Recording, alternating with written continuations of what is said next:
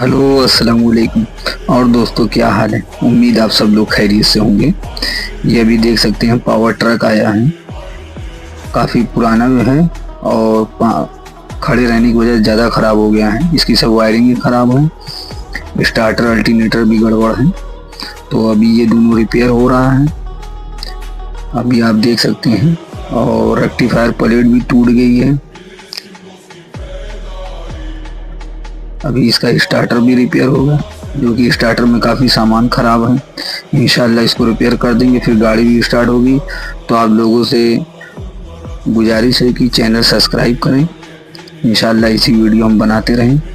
अल्लाह हाफिज़।